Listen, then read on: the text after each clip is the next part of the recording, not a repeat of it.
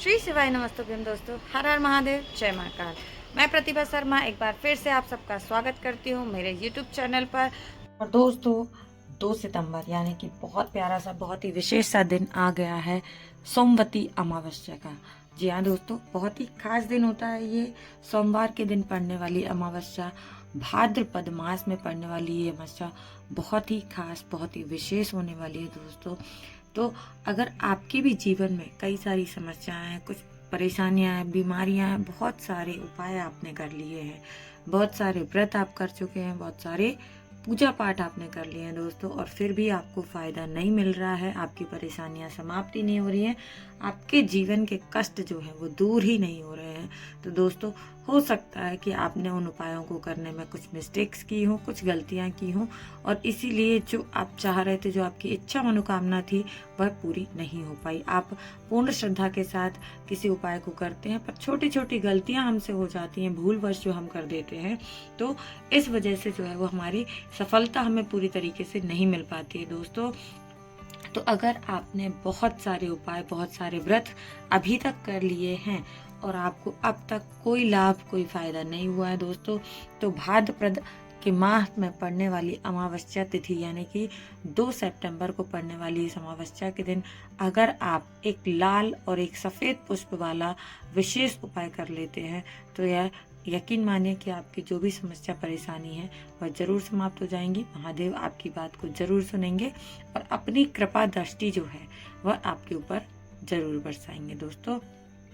करना क्या है, बहुत ही सरल सा, बहुत ही आसान सा उपाय इस वीडियो में मैं आपको बताने वाली हूँ, जो कि अभी अभी जो हमारे महाराज जी हैं, गुरुदेव जी हैं, पंडित प्रदीप मिश्रा जी, इन्होंने अपनी सीहोर की कथा में इस उपाय को बताया है। बहुत सारे लोगों ने इसका प्रयोग जो है वो पहले भी किया है और आज भी लोग कर रहे हैं। आपको इस छोटे से उपाय को करना है दोस्तों 2 सितंबर सोमवती अमावस्या के दिन, और आप यकीन मानिए कि इस उपाय को करने मात्र से आपके सारे कष्ट, सारी परेशानियां, सारे दुख दर्द, बीमारियां, जीवन की जो भी परेशानियां वह सब दूर हो जाएंगी दोस्तों। बहुत ही सरल सा, बहुत ही आसान सा उपाय मैं वीडियो में बताने वाली हूँ। पूज्य गुरु जी की कथा को सुनकर बहुत सरल शब्दों में आप तक इस उपाय को पहुंचाने की कोशिश करूंगी और उम्मीद करूंगी कि वीडियो की जानकारी आपको अच्छी लगे। तो दोस्तों करना क्या है, आपको 2 तरीके से इस उपाय को आप कर सकते हैं। अगर आप सुबह इस उपाय को कर रहे हैं दोस्तों, तो आपने क्या करना है, और अगर आप शाम को इस उपाय को करते हैं तो आपने क्या करना है। देखिए दोस्तों, सबसे जरूरी चीज जो मैं आपको बताऊंगी, इस उपाय को अगर आप शाम को, शाम के समय प्रदोष काल में इस उपाय को आप करते हैं, तो कहते हैं ना कि सोने पे सुहागा वाली बात है दोस्तों। तो अगर आप शाम के समय प्रदोष काल में इस उपाय को करेंगे तो ये बहुत ही ज्यादा आपको फल प्रदान करेगा दोस्तों। परंतु अगर कुछ मित्र, कुछ दोस्त, कुछ माताएं बहनें इस उपाय को सुबह भी करना चाहती हैं, तो वह इसे सुबह भी कर सकती हैं। बस थोड़ा सा परिवर्तन है इसमें, वो ध्यान से जरूर सुनिएगा दोस्तों। सुबह जब आपको करना है तो समय का विशेष ध्यान रखिएगा कि आपको इस उपाय को 10 से 11 बजे के बीच कर ही लेना है। 11 बजे के बाद आप इस उपाय को नहीं कर सकते दोस्तों। तो सुबह सुबह में आपको इस उपाय को करना है, और ध्यान रखिएगा कि 10-11 बजे तक आप इस उपाय को अवश्य से कर लें।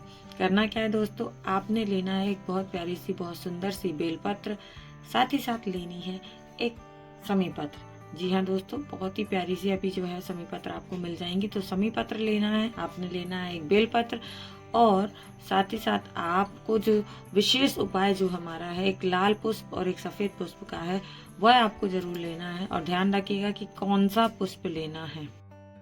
तो दोस्तों इस बात का ध्यान अवश्य रखना है, जरूर से आप ध्यान रखिएगा कि लाल पुष्प वही लेना है जो महादेव को समर्पित किया जा सकता है। ऐसे क्योंकि लाल पुष्प बहुत सारे होते हैं, जिसको हम गुड़हल का फूल भी बोलते हैं या जासुन भी बोला जाता है हमारे यहाँ की लैंग्वेज में। आपके यहाँ हो सकता है कुछ और भी बोलते हो दोस्तों। तो वो पुष्प आपको महादेव को समर्पित नहीं करना है, क्योंकि वह फूल जो है वो महादेव को नहीं चढ़ाया जाता है। आपको वही एक फूल लेना है जो महादेव को चढ़ाया जा सकता है। जैसे कि आप ले सकते हैं गुलाब का फूल, लाल कलर का गुलाब ले लीजिएगा दोस्तों, जो आपको आसानी से मिल भी जाएगा और महादेव को अति प्रिय भी माना गया है। साथ ही साथ सफेद पुष्प भी आपको वही लेना है दोस्तों जो महादेव को समर्पित किया जा सकता है। कोई भी सफ़ेद पुष्प आप नहीं लेंगे। जो सफ़ेद फूल जो है महादेव को चढ़ाया जा सकता है मित्रों, सिर्फ उसी फूल का उपयोग करना है।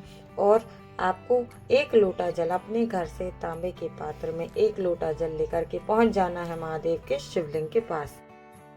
दोस्तों ये सब सामग्री जो है ये लेकर के पहुंच जाना है अपने महादेव के शिवलिंग के पास में।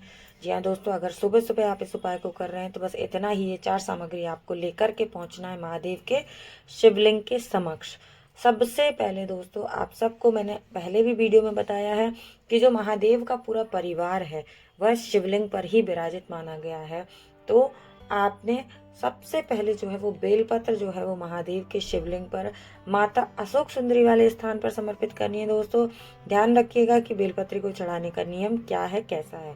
बेलपत्री का जो डंठल है वो जलाधारी के बाहर की तरफ होगा, यानी कि जिस तरफ से जल गिरता है उसका डंठल उस तरफ होगा, और बड़ी वाली पत्ती का भाग जो है वो महादेव की तरफ होगा। मित्रों इस तरीके से आपको माता अशोक सुंदरी के स्थान पर जो है वो बेलपत्र को समर्पित करना है। उसके बाद आपके पास जो छोटी सी प्यारी सी सुंदर सी समी पत्र है मित्रों, वो समी पत्र भी आपको उसी बेलपत्र के ऊपर समर्पित कर देना है। और साथ ही साथ अब हमारे पास में है लाल पुष्प और सफेद पुष्प। जी हाँ दोस्तों, इस लाल पुष्प और सफेद पुष्प को भी एक एक करके आपको उसी बेलपत्र समी पत्र के ऊपर समर्पित करना है। और ध्यान रखना है कि हर बार आपको जो भी आप समर्पित कर रहे हैं उसकी डंडी वाला भाग जो है वो जलाधारी के बाहर की तरफ होना चाहिए, यानी कि जिस तरफ से जल बहकर नीचे की तरफ जा रहा है बेलपत्र की डंडी उस तरफ होगी, समी पत्र की डंडी भी जलाधारी के बाहर की तरफ होगी। दोस्तों वैसे ही सफेद पुष्प और लाल पुष्प, यानी कि पहले जब आप लाल पुष्प चढ़ाते हैं तो उसकी डंडी वाला भाग भी माता अशोक सुंदरी से बाहर की तरफ, जलाधारी के बाहर की तरफ होगा। और सफेद पुष्प भी आप जो चढ़ाएंगे उसका जो है डंठल भी जलाधारी से बाहर की तरफ होगा। दोस्तों बस इतना ही छोटा सा उपाय आपको करना है। और एक विशेष नाम का उच्चारण करना है दोस्तों। जब आप जलाधारी के ऊपर जल समर्पित कर रहे हैं तो आपने कांता चक्र, जी हाँ, कांता चक्र का नाम जो है वो लेते हुए, उच्चारण करते हुए आपने जो है वो 1 लोटा जल आप लेकर के गए हैं वह आपको समर्पित करना है। साथ ही साथ जब आप बेलपत्र, समी पत्र, लाल पुष्प और सफेद पुष्प को समर्पित कर रहे हैं तब भी आपको इसी नाम का उच्चारण करना है। दोस्तों इतना करने के बाद आप उसी स्थान पर बैठ जाइए और महादेव के नाम का जाप करते हुए, ध्यान करते हुए अपनी जो इच्छा मनोकामना है वह आपको भगवान के समक्ष कह देनी है दोस्तों। और उसके बाद आप अपने घर आ सकते हैं। इस उपाय को बहुत सारे लोगों ने किया है दोस्तों, और जो भी लोग सुबह के समय कर रहे हैं बस इतना ही उपाय आपको करना है। जितने भी लोगों ने इस उपाय को पहले किया उनको बहुत ही लाभ प्राप्त हुआ है। अब इस उपाय को अगर आप शाम के समय करते हैं दोस्तों तो यह सोने पे सुहागा है, बहुत ही अच्छा है। अगर आप इस उपाय को शाम के समय करते हैं दोस्तों तो आपने सिर्फ और सिर्फ वही 4 चीज़ें लेनी है, बेलपत्र, समी पत्र, लाल पुष्प और सफ़ेद पुष्प। लेकिन जब आप शाम के समय प्रदोष काल में इस उपाय को करते हैं दोस्तों तो आपको एक विशेष चीज़ और भी लेनी है जो कि है दीपक। हाँ, दीपक यानी कि आटे का दीपक आपको बनाना है दोस्तों। नॉर्मल आटा गूंद करके एक छोटा सा दीपक तैयार कर लीजिएगा।